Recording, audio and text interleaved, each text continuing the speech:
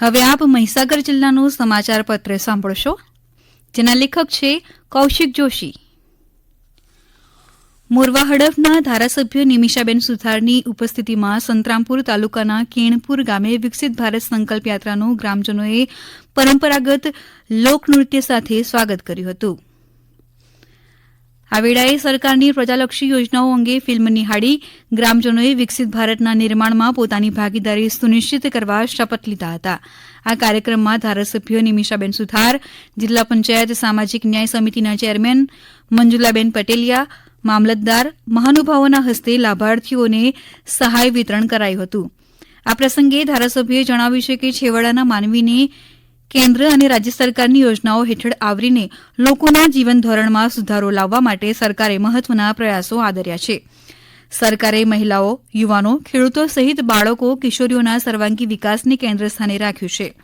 આ કાર્યક્રમમાં ધરતી કહે પુકાર અંતર્ગત મિશન મંગલમની બહેનોએ નુક્કડ નાટક પ્રસ્તુત કરીને પ્રાકૃતિક કૃષિ અપનાવી પર્યાવરણના રક્ષણ માટે ગ્રામજનોને જાગૃત કર્યા હતા.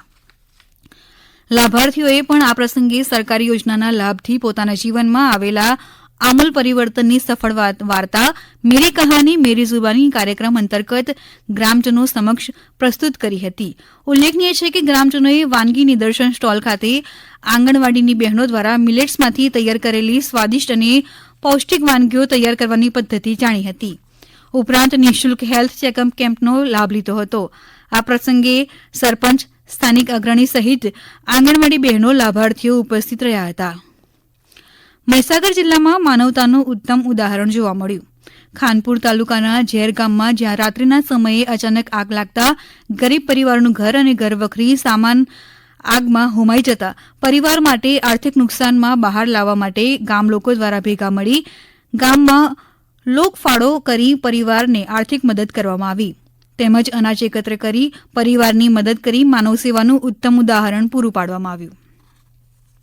કેબિનેટ આદિજાતિ વિકાસ અને પ્રૌઢ શિક્ષણ મંત્રી કુબેરભાઈ ડિંડોરે આદિજાતિ વિસ્તારના 14 જિલ્લામાંથી પસાર થનાર વન સેતુ ચેતના યાત્રાના આયોજન અંગે ચર્ચા વિચારણા અર્થે મંત્રી મુળુભાઈ બેરા, બચુભાઈ ખાબડ, મુકેશભાઈ પટેલ, કુંવરજી હળપતિ તથા ધારાસભ્યશ્રીઓ, સંગઠનના હોદ્દેદારો તથા આદિજાતિ મોરચાના હોદ્દેદારો અને વન વિભાગના અધિકારીઓ સાથે બેઠક કરી અને આયોજન સંદર્ભે માર્ગદર્શન આપ્યું હતું.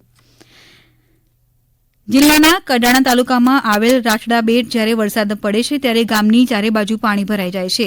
આ ગામમાં લગભગ 50 જેટલા પરિવારો ટેકરા ઉપર ઊંચા ભાગે રહે છે. ત્યાંના લોકો લગભગ 50 વર્ષથી બોટનો ઉપયોગ કરે છે. જિલ્લા વહીવટીતંત્ર દ્વારા અવારનવાર મુલાકાત પણ લેવામાં આવે છે અને ત્યાંના લોકોને તકેદારી લેવામાં આવે છે, તેમ કલેક્ટરે જણાવ્યું હતું. વધુમાં જિલ્લા કલેક્ટર ભાવિન પંડ્યાએ જણાવ્યું હતું કે ડિઝાસ્ટર ટીમ દ્વારા ગામની મુલાકાત અવારનવાર લેવાતી આવે છે અને ત્યાંના સ્થાનિક લોકોને સુરક્ષાના સાધનો કેવી રીતે વાપરવા અને બોટિંગ કેવી રીતે કરવું તેની માહિતી આપવામાં આવે છે.